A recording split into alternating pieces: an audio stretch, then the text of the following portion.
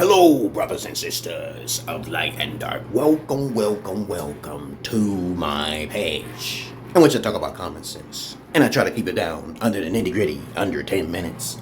Now, if you don't like what I'm saying, you can just get the hell out of here. Alright, get out of Dodge, okay? Alright, I don't look for subscribers or likes. I do not care what your perspective is. Okay, and you don't have to care what my perspective is. This video is about my audio review of Senua's Saga Hellblade 2 Sacrifice. And of course, it's called Senua's Sacrifice. I've played the first one. It is a story-driven game which everyone must play. It's about a woman who is going through psychosis. And of course, it's not a very difficult game, but there'll be people who won't be able to pass the dramatization of the game and also the puzzles that come along with it. Though there's long stretches of walking because of the scenery, the graphics are exceptionally well done. The control is not all as tight to be. There's not a lot of action adventure type of stuff going on in either of the games, the first one and the second one. I would say the first one is better than the second one, because the first one is the first experience that you will actually, you go through, okay? Because it seems like it's just they running out of ideas in the second one, okay? So the first one will be the best one over this one. I'm not going to tell the story of it. If you just didn't play Senua's Sacrifice, the first Hellblade, I'm not going to ruin it for you, okay, here. I'm not a spoiler person, but I recommend you play the first one before you play the second one. I recommend you play the first one before you play the second one. Now, there's plenty of reviews out there that show you pictures and videos or whatever, and you can spoil it yourself. That's up to you, my brother and sisters. As you should already know, I am the father of wickedness. And put your headsets on. God damn it.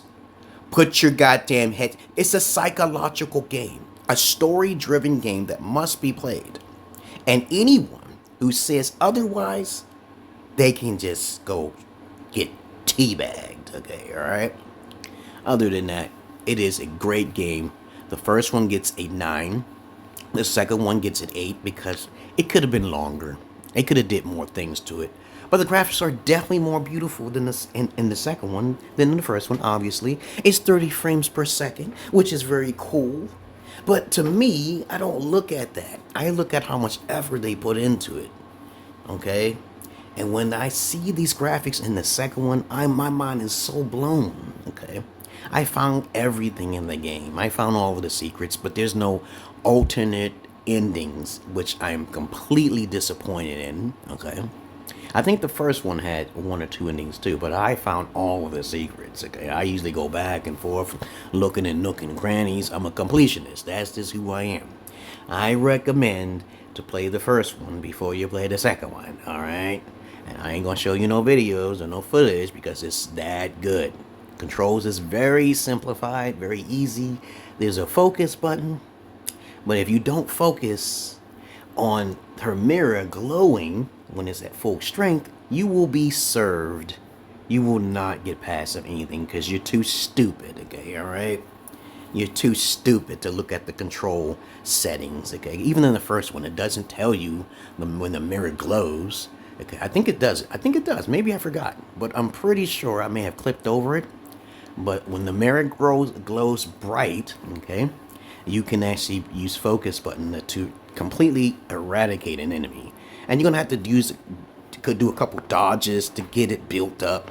But that's all the game is about. There's a parry system. The counter system is it's okay. It works 50% of the time. Because my parrying is fucking perfect. It'll be off. There's a slight delay when you kind of parry. When the game has to be parrying and stuff like that, it has to be perfect when it comes to parrying. And you should have a window, like God of War, where you can just almost parry anything. It should be easy to parry. It should not be hard to parry, okay? But you should be able to adjust that, okay? But that's the fun part, parrying and striking at the right time, watching the movements of the enemies, but it's not an action-based game. It's a story-driven game. And that's all I really got to say about Yuna's sacrifice, okay? Other than that, enjoy yourselves. And as I said before, this game gets a solid 8 out of 10. There's nothing really wrong with it. It's just, it should have been longer. This game is, I think it's shorter, okay? I think it's shorter. I was pretty much disappointed because I wanted more.